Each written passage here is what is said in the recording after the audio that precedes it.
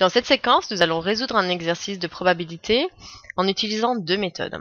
Donc, regardez le contexte, faites une pause sur la vidéo, essayez de le faire tout seul, et puis ensuite venez voir si vous avez juste.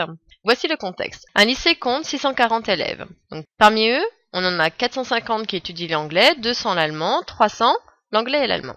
On demande de trouver un moyen de traduire cet énoncé. Donc c'est là en fait où on va avoir deux manières de faire.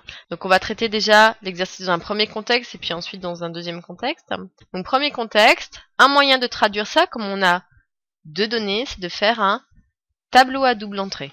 Donc on va faire un tableau. Donc voici notre tableau à double entrée. Donc deux entrées puisque nous avons deux langues. Soit l'élève étudie l'anglais, donc on va l'abréger par ANG, soit il n'étudie pas l'anglais. Et on sait que dans ces cas-là, le ne pas se traduit par bar. Donc au lieu d'écrire ne pas, j'écris comme ça, ANG, bar, c'est ceux qui ne font pas anglais.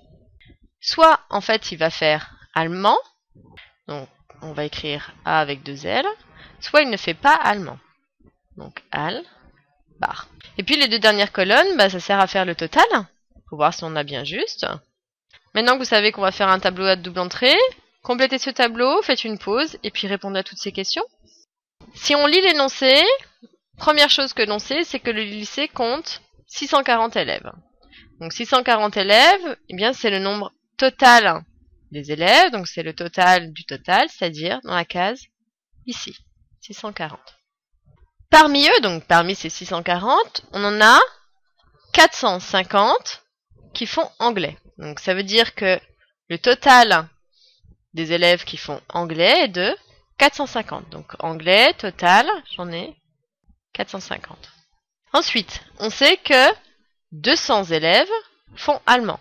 Donc le total des élèves qui font allemand, donc allemand ici, total, j'en ai 200. Donc déjà, on peut compléter des choses. On peut compléter cette première case ici. On a 640 élèves au total, 200 qui font allemand, ça veut dire qu'ici, il y en a 440. Deuxième chose, j'en ai 450 ici. J'en veux 640, donc ça veut dire que dans la case là, ça va faire 190. Il nous manque des informations pour compléter ce tableau. Mais dans notre énoncé, il reste quelque chose.